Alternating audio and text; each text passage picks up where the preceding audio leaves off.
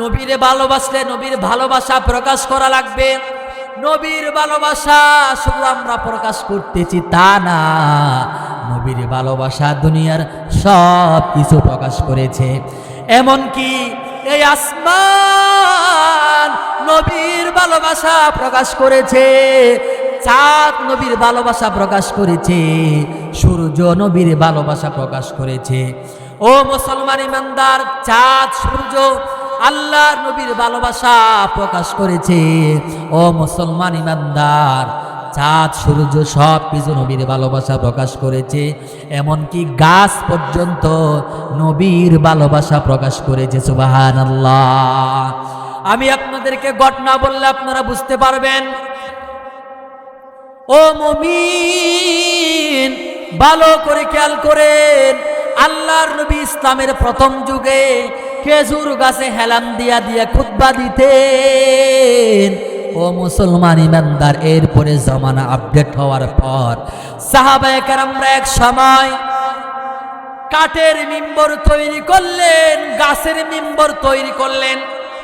ও মুসলমান, গাছের মিম্বর কাঠের মিম্বর তৈরি করার পর আল্লাহর নবী খেজুর গাছে খুতবা না দিয়া কাঠের মিম্বরে খুতবা দেওয়ার জন্য যাচ্ছিলেন। এমন সময় ওই যে খেজুর গাছের ভিতরে আল্লাহর নবীর ভালোবাসা ছিল, আল্লাহর নবীর মহাব্বত ছিল। ওই খেজুর গাছ কান্না করা আরম্ভ করে দিয়েছে। সুবহানাল্লাহ বলেন।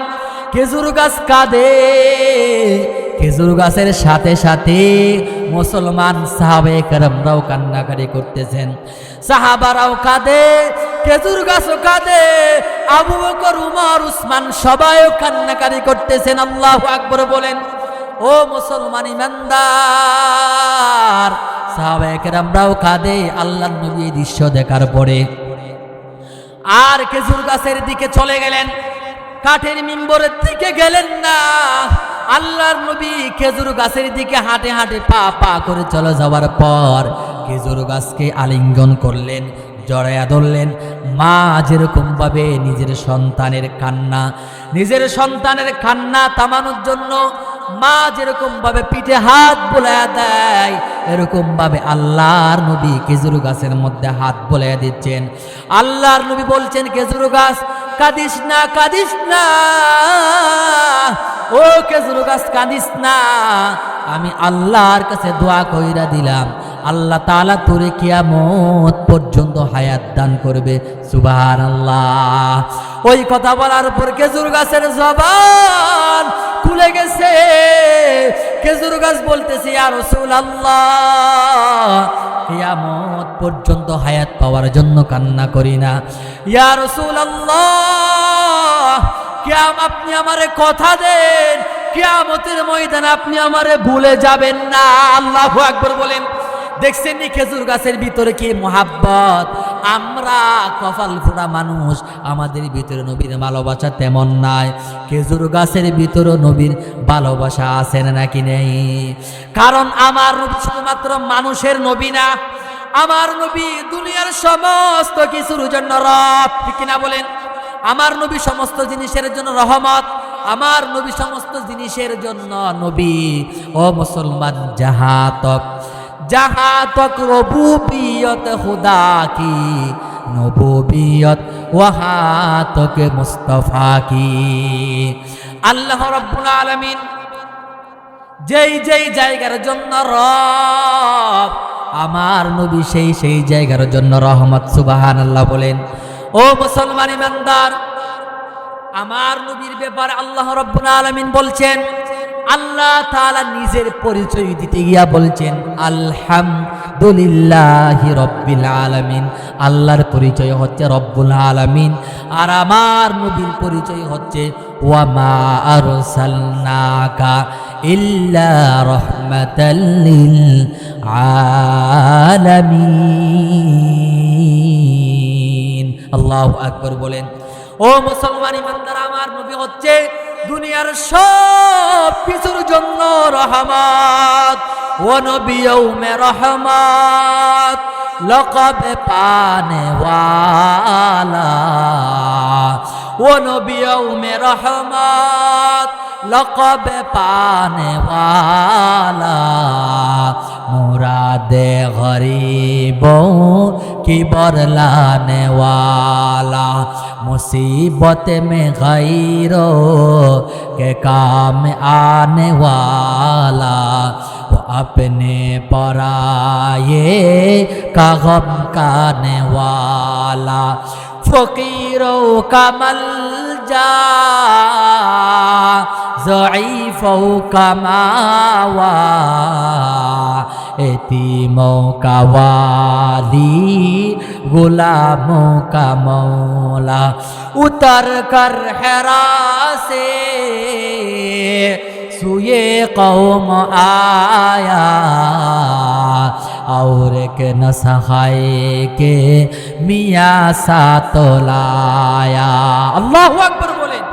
ও থেকে ভক্তি সহকারে একবার যদি আলহামদুলিল্লাহ উচ্চারণ করে ও একবার আলহামদুলিল্লাহ উচ্চারণ করার কারণে কাল কিয়ামতের ময়দানে যেই দিন মা তার সন্তানের পরিচয় দেবে না রে বান্দা,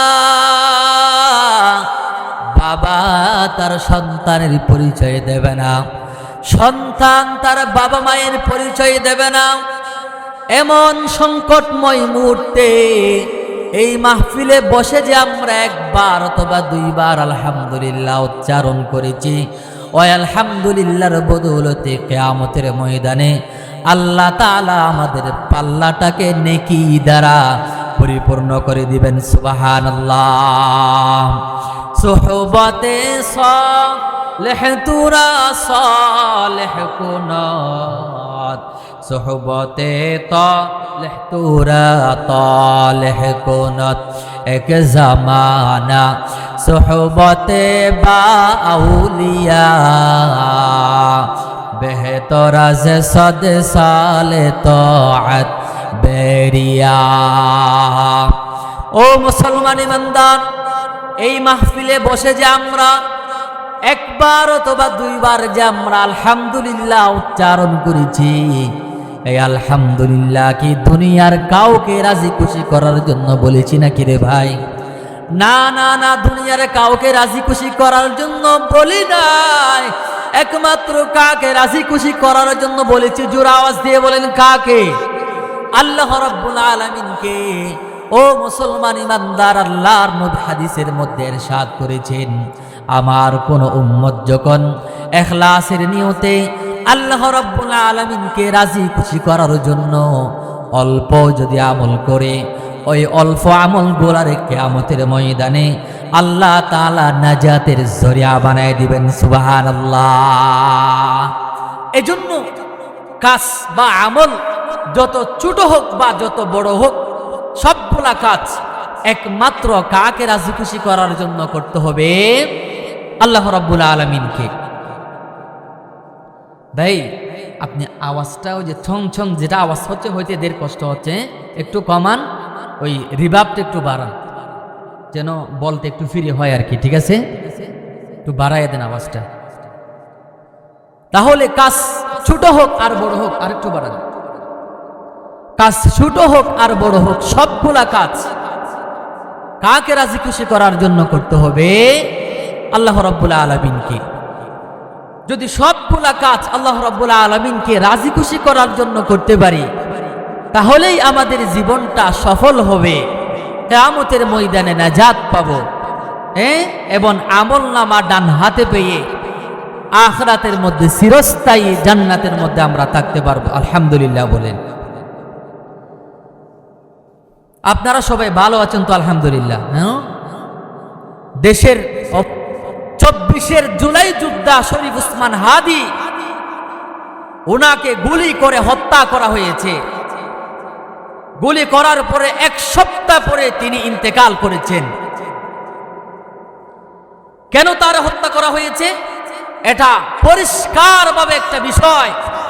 তিনি সবসময় ভারতীয় আগ্রাসন এবং ভারতীয় আধিপত্যবাদের বিরুদ্ধে তিনি সবসময় সোচ্চার ছিলেন, তিনি সবসময় ভূমিকা রাখতেন।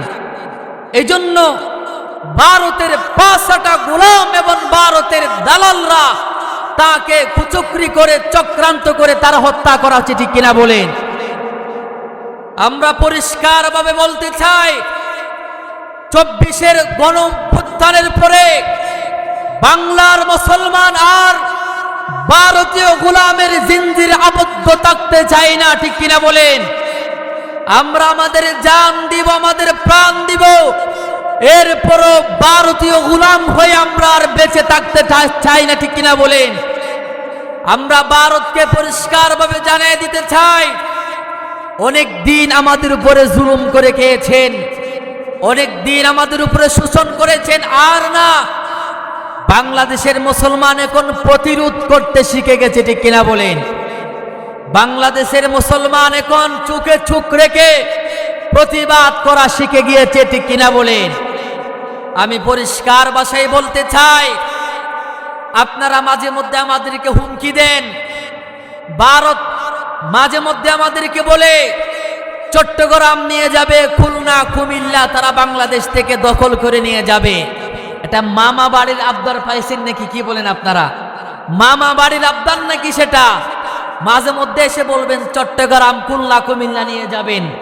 আমরা পরিষ্কারভাবে বলতে চাই, বাংলাদেশে আসে দেখো, আসো আসো, আমার বাংলার মুসলমান খেলতে প্রস্তুত আছে, ঠিক কিনা বলেন?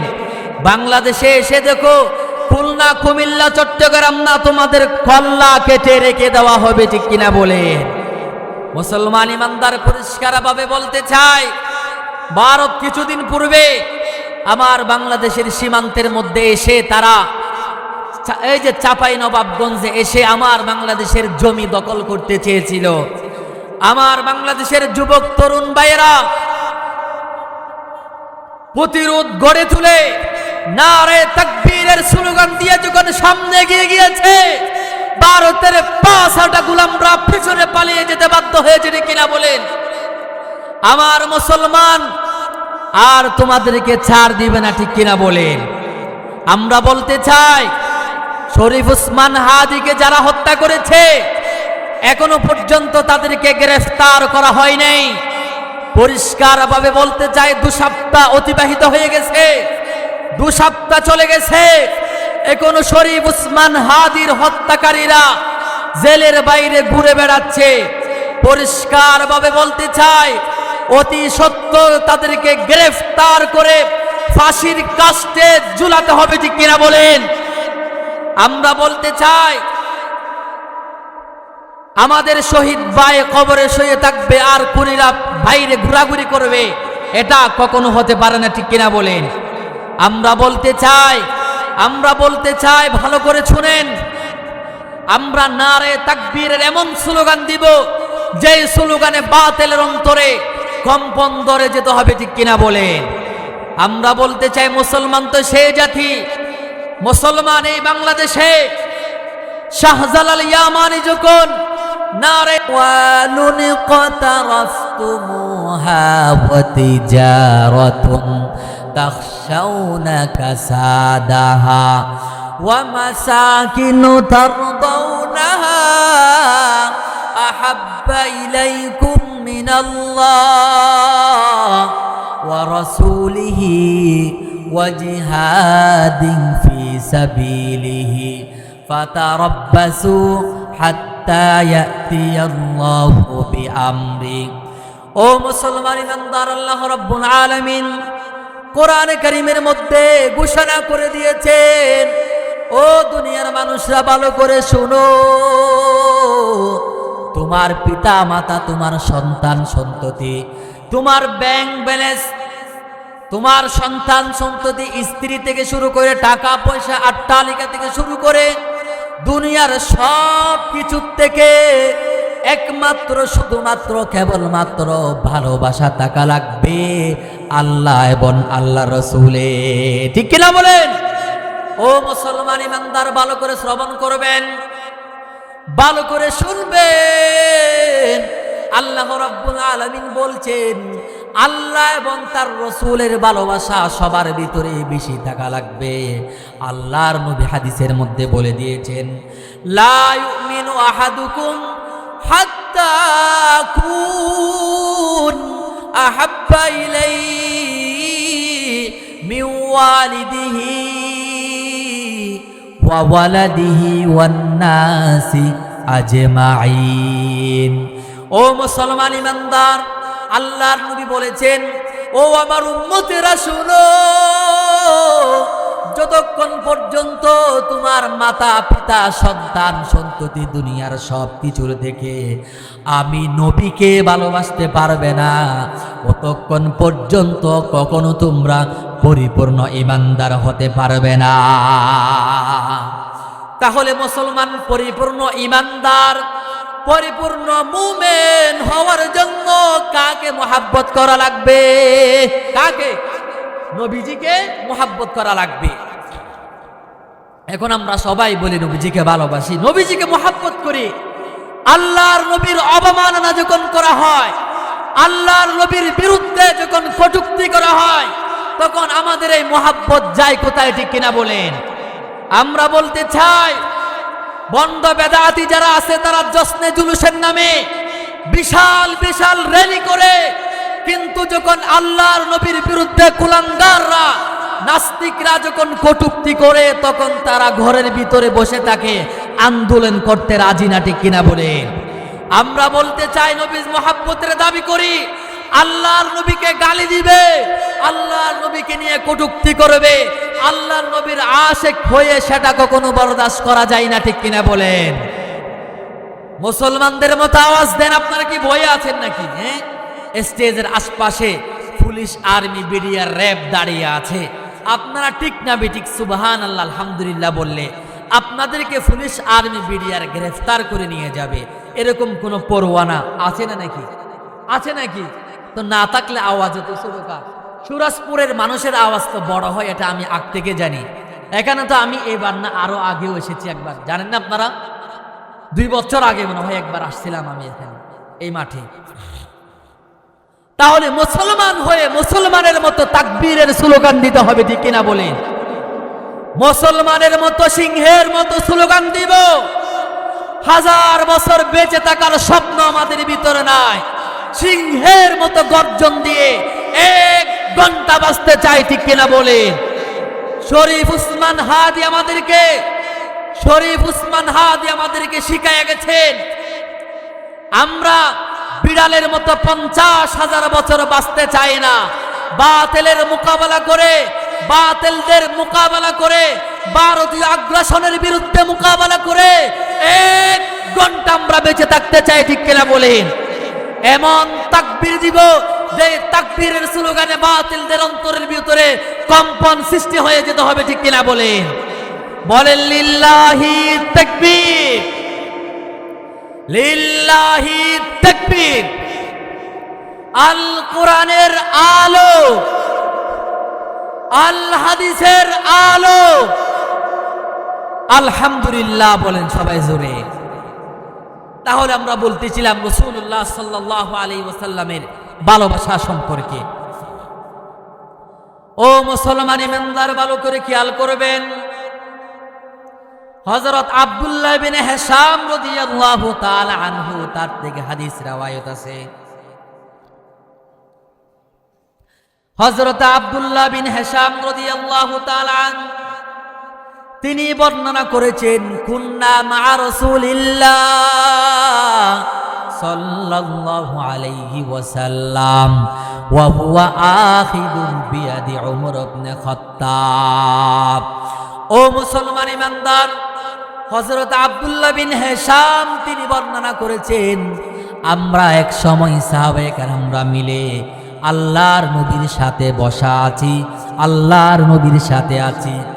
এমন সময়ের মধ্যে হযরত আল্লাহর নবী হযরত উমরের হাত এভাবে ধরে আছেন।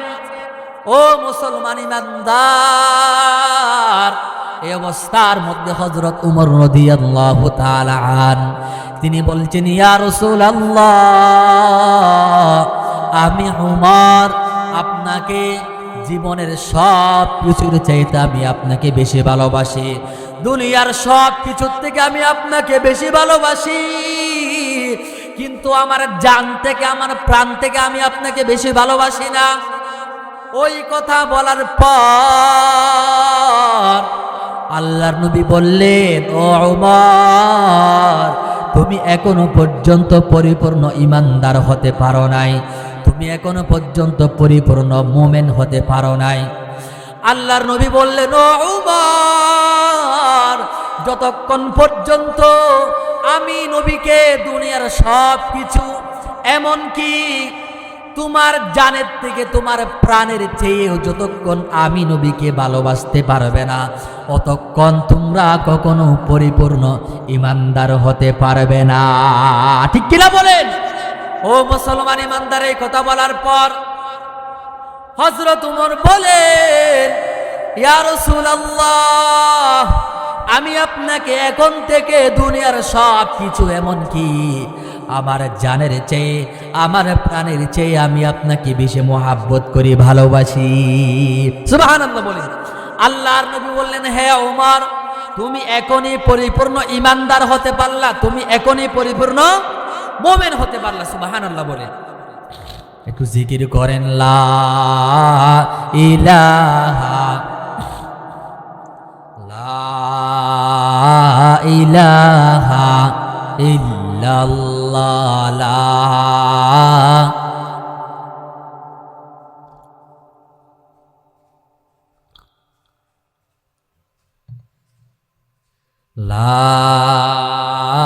इलाहा बंदगी तो करना है, जिंदगी में बंदगी तो करना है, जिंदगी बे बंदगी शर्मिंदा है, जिंदगी बे बंदगी शर्मिंदा है, ला इलाहा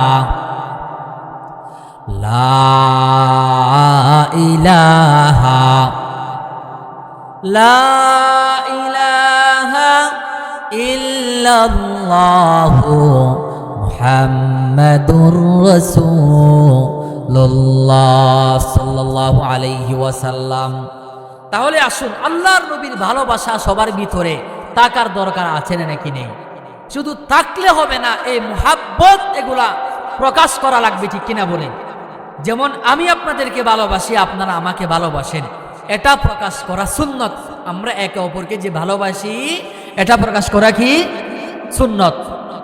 কিন্তু মুসলমান ঈমানদার, আল্লাহ এবং আল্লাহ রসুলের ভালোবাসা প্রকাশ করা এটা ফরজ। আল্লাহ এবং আল্লাহ রসুলের ভালোবাসা এটা প্রকাশ করা কি বললাম? জোরে আওয়াজ দিয়ে বলেন, কি ফরজ? ও মুসলমান ঈমানদার, এই জন্য তো নামাজ পড়া লাগে, এই জন্য নবীজির সুন্নত দাঁড়িয়ে রাখা লাগে। আচ্ছা আপনারা বলেন তো, কোনো মানুষ যদি বলে আমি নবীকে ভালোবাসি কিন্তু নবীর সুন্নত মানে না, এটা কি ভালোবাসা হবে নাকি? না না, নবীকে ভালোবাসি মুখে মুখে বলি, নবীর সুন্নত যদি না মানি, নামাজ যদি না পড়ি, নবীর সুন্নত যদি পালন না করি, এটার নাম ভালোবাসা না, এটার নাম চূড়ান্ত পর্যায়ের ভণ্ডামি। ঠিক কি না? ও মুসলমান ঈমানদার, এই জন্য নবীজির ভালোবাসলে নবীজির সুন্নত মানা লাগবে। ঠিক কিনা বলেন? আজকে থেকে নবীজির সুন্নত মানবেন তো ইনশাআল্লাহ। আল্লাহ তাআলা সুরাজপুরবাসীকে, চকরিয়াবাসীকে আল্লাহর নবীর সুন্নত মানার তৌফিক দান করেন, আমিন বলেন। তাহলে মুসলমান ঈমানদার, ও মুসলমান ঈমানদার, তাহলে আমার নবীর মুহাব্বত শুধু মানুষের ভিতরে না, আমার নবীর মুহাব্বত গাছের ভিতরেও আছে। সুবহানাল্লাহ বলেন। আমার নবীর মুহাব্বত আসমানের মধ্যেও আছে, আমার নবীর মুহাব্বত ছাদের মধ্যেও আছে, আমার নবীর মুহাব্বত সূর্যের মধ্যেও আছে না নাকি নেই? ও মুসলমান ঈমানদার, হযরত সাদ রাদিয়াল্লাহু তাআলা আনহু, হযরত সাদ একদিন আল্লাহর নবীর কাছে আসছেন। আল্লাহর নবীর কাছে আসার পর হযরত সাদ রাদিয়াল্লাহু তাআলা আনহু কান্নাকারি করতেছেন। হযরত সাদ কাঁদে। আল্লাহর নবী বললেন, ও সাদ, তুমি কেন কাঁদো? তোমার কি হয়েছে একটু জানায়া দাও। হযরত সাদ বলে, ইয়া রাসূলুল্লাহ, আমি এমন কালো মানুষ, আমার মতো কালো মানুষ মনে হয় মদিনার মধ্যে নাই। আমার মতো কালো মানুষ, এমন কালো মানুষকে মদিনার কোনো মেয়েরা বিয়া করতে চায় না। ইয়া রাসূলুল্লাহ, আমারে মনে হয় আমার মতো কালো মানুষ, আমারে মনে হয় আল্লাহ জান্নাতও দিব না। ওই কথা বলার পর আল্লাহ নবী বললেন, ও সাআদ, তুমি কাঁদিও না, সাআদ কাঁদিও না, চিন্তা করিও না ও সাআদ, আমি নবী ঘোষণা কইরা দিলাম। কে বলেছে তোমার মদিনার মেয়েরা বিয়া করে না? আমি নবী জানায় দিলাম, এই মদিনার সবচেয়ে সুন্দরী মেয়ে তুমি সাআদকে বিবাহ করবে। সুবহানাল্লাহ। ওই কথা বলার পর হযরত সাআদকে বললেন, ও সাআদ, তাড়াতাড়ি যাও, ইবনুল ওয়াহাবের বাড়িতে যাও। ইবনুল ওয়াহাবের বাড়িতে যাওয়ার পর ইবনুল ওয়াহাবের মেয়েকে তোমার জন্য প্রস্তাব দাও। ওই কথা বলার পর হযরত সাআদ তিনি অবাক হয়ে গেছেন। হযরত সাআদ বললেন, আমি কালো, আমি বিশ্রী দেখতে, এই জন্য এমনিতেই মদিনার মেয়েরা আমার বিয়া করতে চায় না। আর ইবনুল ওয়াহাবের মেয়ে মদিনার সেরা সুন্দরী, এবং ইবনুল ওয়াহাব মদিনার বড় নেতা, সে তো এমনিতে তার মেয়েরে আমারে বিয়া দেবে না। আল্লাহর নবী বললেন, ও সাআদ, আমি বলছি যাও। হযরত সাআদ চলে গেলেন। চলে যাওয়ার পর ইবনুল ওয়াহাবকে বলছেন, ও ইবনুল ওয়াহাব, আল্লাহর নবী আমাকে পাঠিয়েছেন। আল্লাহর নবী বলেছেন আপনার মেয়েকে আমাকে বিবাহ দেওয়ার জন্য। সুবহানাল্লাহ। ওই কথা বলার পর ওই ইবনুল ওয়াহাব বলে, ও সাআদ, মুখ সামলে কথা বল, তোর মতো খালো, তোর মতো দেখতে বিশ্রী এরকম মানুষের কাছে আমি ইবনুল ওয়াহাবের মেয়ে বিবাহ দেব না। ও সাআদ, যাও যাও, আমি তোমার কাছে আমার মেয়ে বিবাহ দেব না। ওই কথা বলার পর হযরত সাআদ কান্নাকাটি করে করে তিনি চলে আসতেছেন। এমন সময়ের মধ্যে ওই ইবনুল ওয়াহাবের মেয়ে ঘর থেকে ডাক দেয়। ওই ইবনুল ওয়াহাবের মেয়ে বলে, ও সাআদ, দাঁড়াও দাঁড়াও দাঁড়াও, যাইও না, একটু দাঁড়াও, তুমি দাঁড়াও। ওই কথা বলার পর ইবনুল ওয়াহাবের মেয়ে বাবার কাছে আসলেন। বাবার কাছে আসার পর বাবাকে বললেন, ও বাবা, আপনি জানেন নাকি ওই সাআদকে কে পাঠিয়েছে? আপনি জানেন নাকি? ইবনুল ওয়াহাব বলে, বাবা বলতেছে ওই সাআদকে তো মুহাম্মাদুর রাসূলুল্লাহ পাঠিয়েছে। ওই কথা বলার পর ওই ইবনুল ওয়াহাবের মেয়ে বলতেছে, ও আমার আব্বা, ওই মুহাম্মদ সম্পর্কে আমার বক্তব্য কি জানেন নাকি আপনি? ওই মুহাম্মাদুর রাসূলুল্লাহ যেহেতু পাঠিয়েছেন, তাহলে ওই সাআদ কালো নাকি ধলা, সুন্দর না অসুন্দর, এটা দেখার বিষয় না, আমি সাআদকে বিবাহ করার জন্য প্রস্তুত। সুবহানাল্লাহ। হযরত সাআদের বিবাহ হয়ে যাচ্ছে। আল্লাহর নবী সাআদকে 400 দিরহাম দিয়েছেন। কয়শত দিরহাম? 400 দিরহাম দেওয়ার পর বলছেন যে 200 দিরহাম তুমি বিবির মহারানা দিবা, আর 200 দিরহাম দিয়া বিবির জন্য প্রয়োজনীয় জিনিসপত্র ক্রয় করবা। ভাই মাইকের আওয়াজ আর একটু বাড়ানে, গলা টানতেছে। ও মুসলমান ইমানদার, ভালো করে খেয়াল করেন। ওই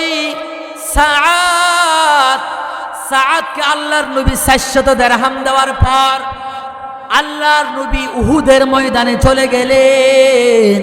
উহুদের ময়দানে চলে যাবার পর এদিকে হযরত সাআদ রাদিয়াল্লাহু তাআলা আন বিবির জন্য কেনাকাটা শুরু করে দিয়েছেন। বিবির জন্য কেনাকাটা করতেছেন। বিবির জন্য কেনাকাটা শেষ। এমন সময়ে সাদের কানে আওয়াজ, মুহাম্মাদুর রাসূলুল্লাহ উহুদের ময়দান রক্তাক্ত হয়ে গেছে। আল্লাহর নবীর দন্দান মুবারক উহুদের ময়দানে শহীদ হয়ে গেছে। ওই কথা শোনার পর সাদ একবার আকাশের দিকে তাকায়, আরেকবার নিচের দিকে তাকায়, জমিনের দিকে তাকায়।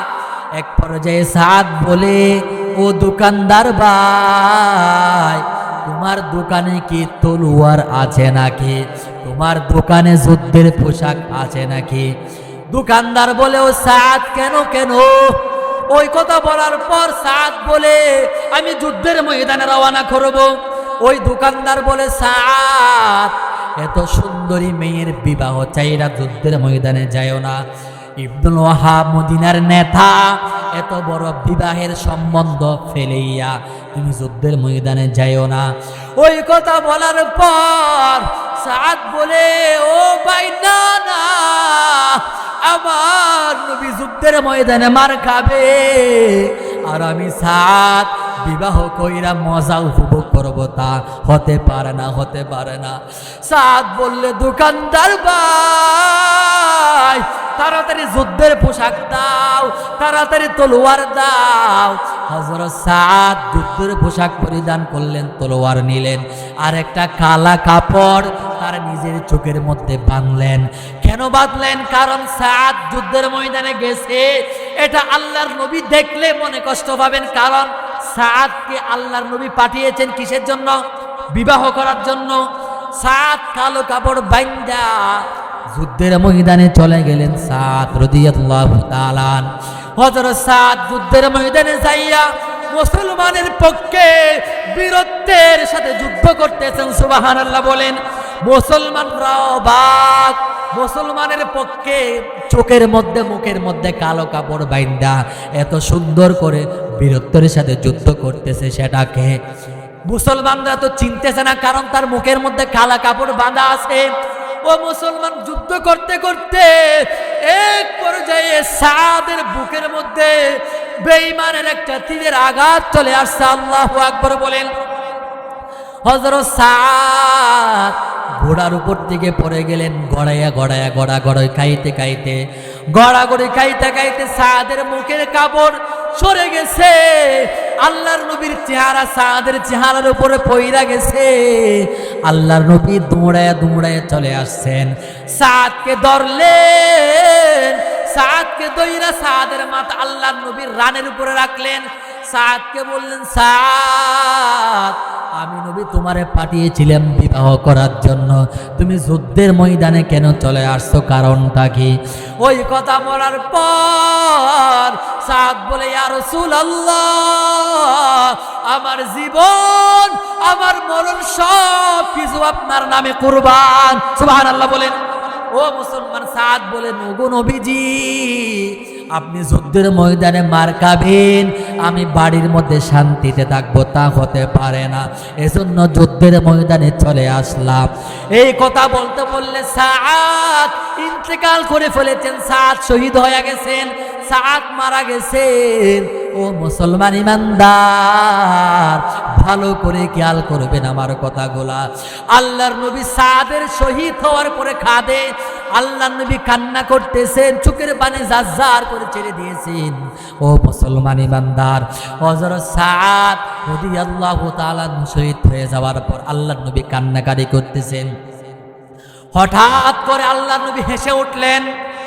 আবার আল্লাহর নবী একদিক থেকে আরেক দিকে চেহারা ঘুরায় নিলেন। সাহাবায়ে কেরামরা তো অবাক।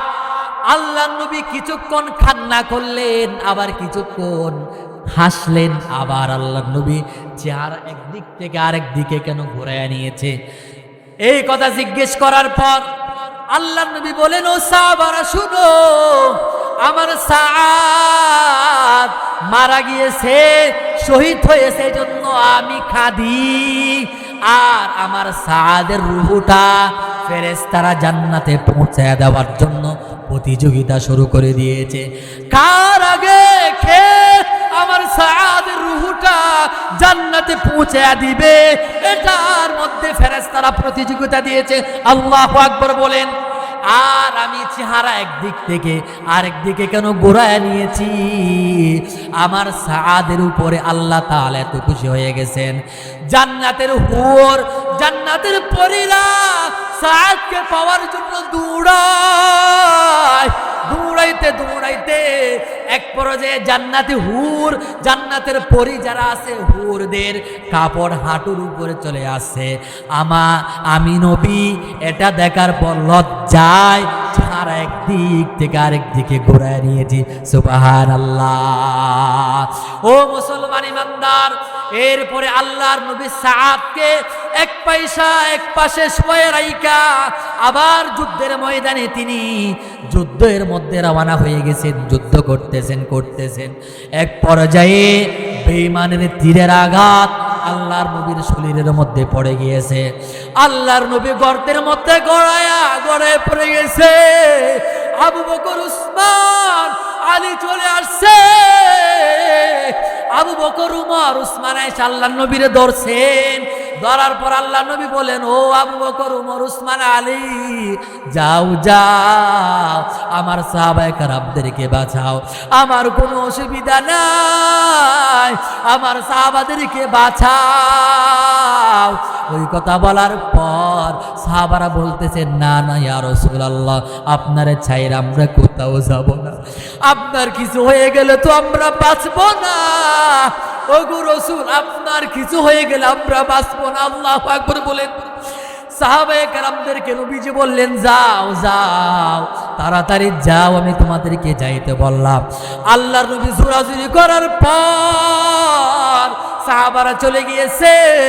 বেঈমানের তীর যখন আল্লাহর নবীর দিকে আসতেছেন, হযরত তালহা রাদিয়াল্লাহু তাআলা নিজের সিনা মোবারক লাগাইয়া দিলেন।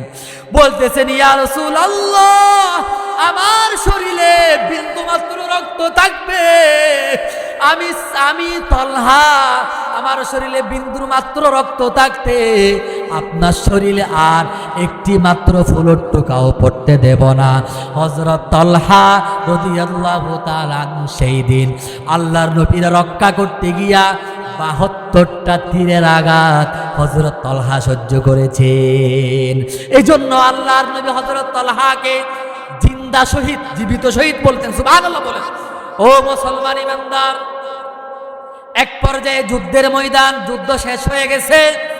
যুদ্ধ শেষ হয়ে যাবার পর ও মুসলমান ইমানদার, আল্লাহর নবী সাহাবায়ে কেরাম যারা শহীদ হয়ে গেছেন, সাহাবারা যারা শহীদ হয়েছেন, তাদেরকে কাফন দাফনের ব্যবস্থা করতেছেন।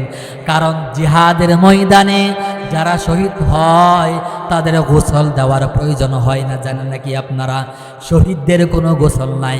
রক্ত মাখা শরীর লইয়া তারা কিয়ামতের ময়দানে উঠবে, ওইটা আল্লাহর রক্ত মাখা শরীর দেখাবে। সুবহানাল্লাহ।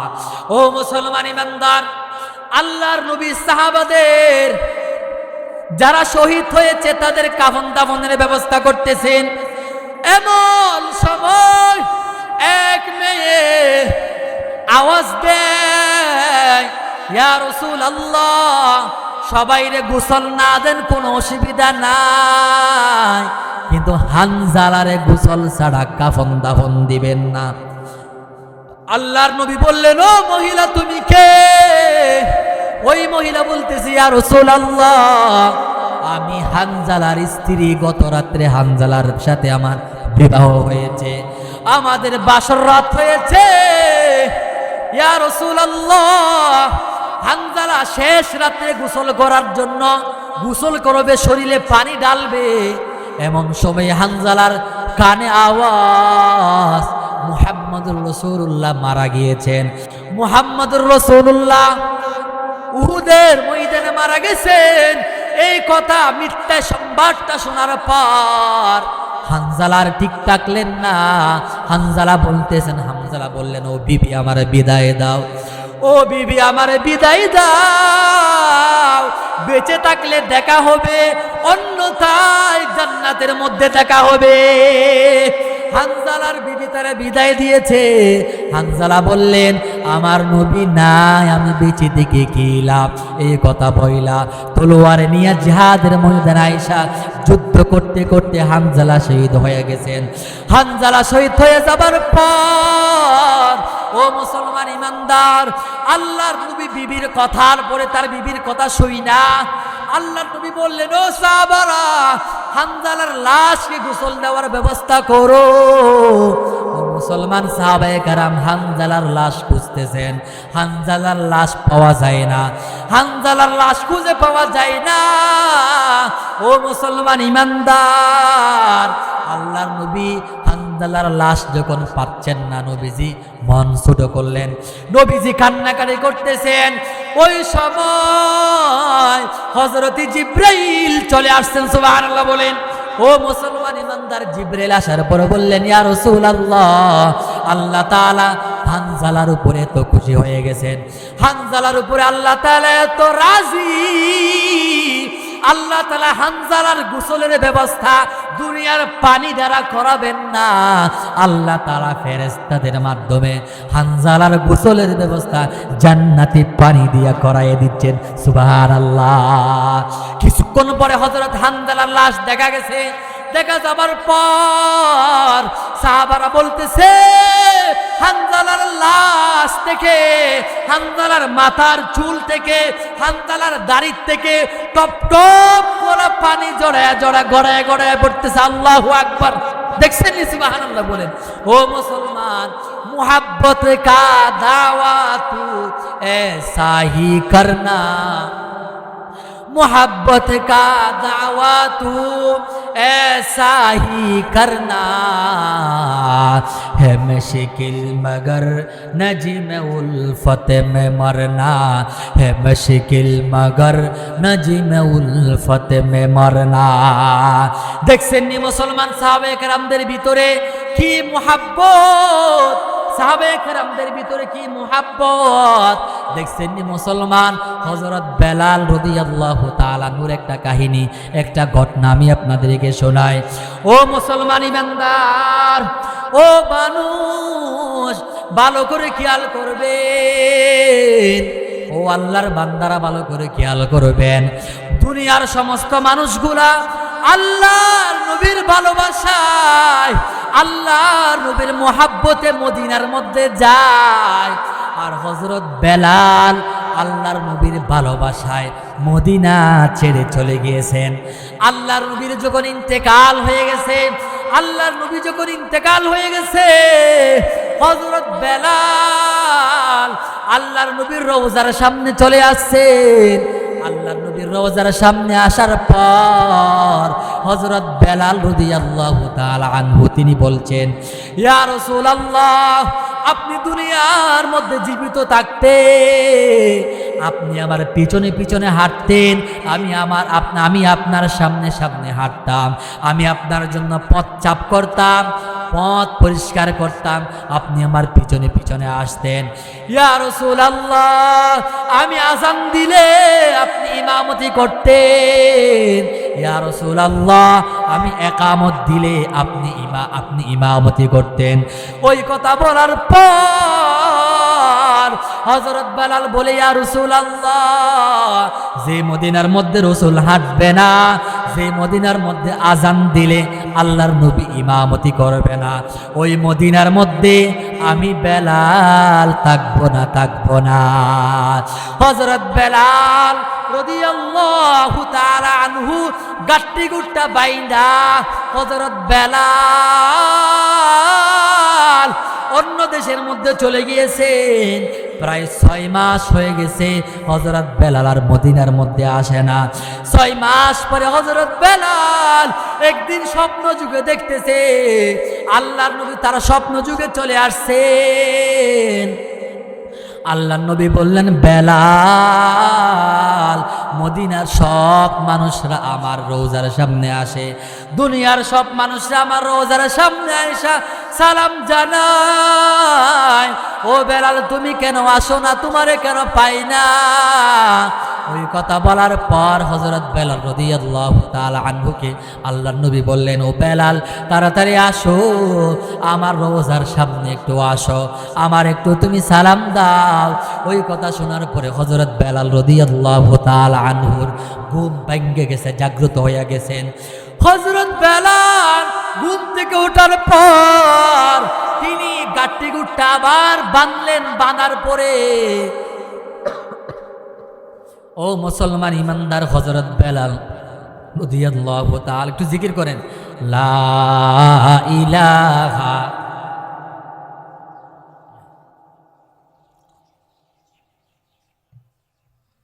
লা ইলাহা লা ইলাহা ইল্লাল্লাহ সাল্লাল্লাহু আলাইহি ওয়াসাল্লাম। ও মুসলমান ইমানদার, আপনারা জাগ্রত আছেন নাকি? আওয়াজ ছোট হয়ে গেছে। মুসলমানদের আওয়াজ হতে হবে কর্কশ। বলেছিলাম না, মুসলমান তাকবীরের ধ্বনি দিবে, যে তাকবীরের কারণে বাতিলের অন্তরের ভিতরে কম্পন সৃষ্টি হতে হবে, ঠিক কিনা বলেন? আজকে মুসলমানদের কণ্ঠের আওয়াজ ছোট হয়ে গেছে, মুসলমানদের কণ্ঠের আওয়াজ আজকে নিচু হয়ে গেছে বলে কাফের মুশরিকরা আমাদের দিকে বিদ্যাঙ্গুলি প্রদর্শন করার সাহস পায়, ঠিক কিনা বলেন? আজকে যদি মুসলমানদের কণ্ঠের আওয়াজ হযরতে উমরের মতো হতো, আজকে যদি মুসলমানদের কণ্ঠের আওয়াজ হযরতে খালিদ বিন ওয়ালিদের মতো হতো, আজকে যদি মুসলমানদের কণ্ঠের আওয়াজ হযরতে আলীর মতো হতো, তাহলে কোন কাফের, কোন বেঈমান মুসলমানের দিকে বিদ্যাঙ্গুলি প্রদর্শন করার সাহস পেত না, ঠিক কিনা বলেন? আমরা বলতে চাই, মুসলমান তো সেই জাতি, যেই জাতি অল্প মুসলমান লক্ষ লক্ষ মানুষের বিরুদ্ধে তারা জয় অর্জন করেছে, ঠিক কিনা বলেন? আমরা বলতে চাই, মুসলমান হচ্ছে মুসলমানের ইতিহাস, রক্ত দেওয়ার ইতিহাস, ঠিক কিনা বলেন? মুসলমান রক্ত দিবে, আল্লাহর জমিনে ইসলাম কায়েম করে ছাড়বে, ঠিক কিনা বলেন? আমরা সবাই শহীদি মরণ, শহীদি তামান্না আমাদের ভিতরে আছে না নাকি নেই? শহীদি মরণ প্রত্যেকের ভিতরে তাকা লাগবে, ঠিক কিনা বলেন? আমরা আমাদের প্রত্যেকের অন্তরে তাকা লাগবে। আজকে এদেশের মধ্যে দুর্নীতি, টেন্ডারবাজি, গুম খুন, রাহাজানি কেন হচ্ছে? আজকে আমার বাংলাদেশে সেই রসুলের সোনালী শাসন, খেলাফত ব্যবস্থার মতো আল কোরআনের শাসন আজকে আমাদের বাংলাদেশে নাই, ঠিক কিনা বলেন? আজকে যদি আমার দেশে কোরআনের শাসন থাকতো, আজকে যদি আমার দেশে শরিয়ার শাসন থাকতো, তাহলে কোন চোর, কোন দুর্নীতিবাজ দুর্নীতি করার সাহস পেত না, ঠিক কিনা বলেন? কোরআনের শাসন যদি থাকতো, আজকে দুনিয়ার মধ্যে কোনো দুর্নীতি হতো না। ও মুসলমান ইমানদার, আমি বলতে চাই, আমাদের প্রত্যেককে কোরআনের শাসনের জন্য আশা রাখা লাগবে, ঠিক কিনা বলেন? ইনশাআল্লাহ এমন একটা দিন আসবে যেদিন আমার বাংলাদেশ সহ গোটা পৃথিবী ইসলামের শাসনে শাসিত হবে, ঠিক কিনা বলেন? ও মুসলমান, এমন একটা সময় আসবে যেদিন এই বাংলার আকাশে কালিমার পতাকা উঠবে, ঠিক কিনা বলেন? এমন একটা সময় আসবে দিল্লির আকাশে কালিমার পতাকা উঠবে। সেদিন বেশি দূরে নয়, যেদিন আমেরিকার ওয়াশিংটনে কালিমার পতাকা উড়বে, ঠিক কিনা বলেন? তাহলে শান্তি এবং শান্তির সমাজ, সুখের সমাজ এবং সমাধান যদি আমরা পেতে চাই, আল কোরআনের দিকে ফিরে যাওয়ার দরকার আছে নাকি নেই? সমাধান চাও যদি জীবনে মরণে, ফিরে যাও খুঁজে নাও, চোখে রাখো কোরআনে। সমাধান চাও যদি জীবনে মরণে, ফিরে যাও খুঁজে নাও, চোখে রাখো কোরআনে। তবে পাবে সুখ শান্তির ঠিকানা, যদি মেনে নাও তুমি মনে প্রাণে। সমাধান বলেন, সমাধান চাও যদি জীবনে মরণে, ফিরে যাও খুঁজে নাও, চোখে রাখো কোরআনে। এত চির অম্লান চির মুক্তির ডাক, এ যে মহাবাণী খোদারি কালামি ফাক।